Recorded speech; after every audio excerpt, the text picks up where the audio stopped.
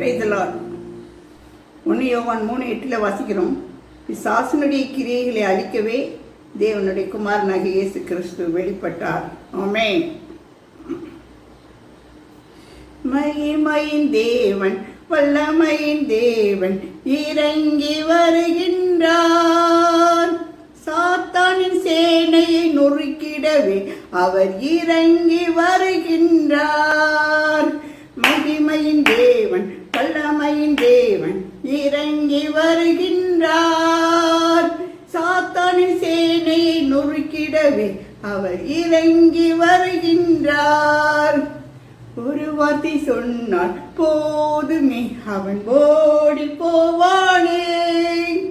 காற்றையும் கடலையும் அதட்டியவர் அவர் வல்லமையுள்ளவரே. மகிமையின் தேவன், வல்லமையின் தேவன் இறங்கி வருகின்றார்.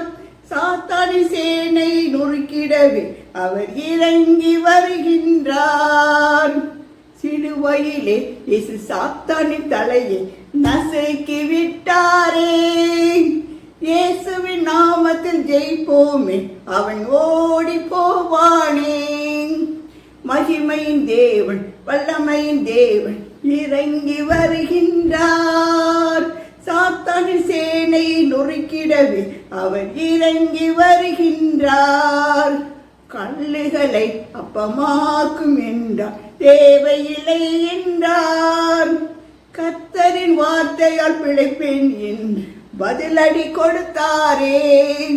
மகிமையின் தேவன், வல்லமையின் தேவன் இறங்கி வருகின்றார். சாத்தானின் சேனையை நொறுக்கிடவே அவர் இறங்கி வருகின்றார். தாழ குதியும் தூத காப்பார் என்றே சொந்தித்தான்.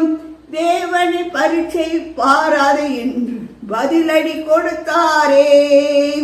மகிமையின் தேவன், வல்லமையின் தேவன் இறங்கி வருகின்றார். சாத்தானின் சேனையை நொறுக்கிடவே அவர் இறங்கி வருகின்றார். பணிந்து கொள் என்னை, எல்லாம் தருவேன் என்றே சோதித்தான். அப்பாலே போ சாத்தானே என்று பதிலடி கொடுத்தாரே. மகிமையின் தேவன், வல்லமையின் தேவன் இறங்கி வருகின்றார். சாத்தானின் சேனையை நொறுக்கிடவே அவர் இறங்கி வருகின்றார். ஒரு வழியாக சாத்தான் வருவான், எதிர்த்து நிற்போமே. 7 வழியாய் ஓடி போவான், ஜெயம் ஜெயம் என்றுமே. ஒரு வழியாக சாத்தான் வருவான், எதிர்த்து நிற்போமே. 7 வழியாய் ஓடி போவான், ஜெயம் ஜெயம் என்றுமே. மகிமையின் தேவன், வல்லமையின் தேவன் இறங்கி வருகின்றார்.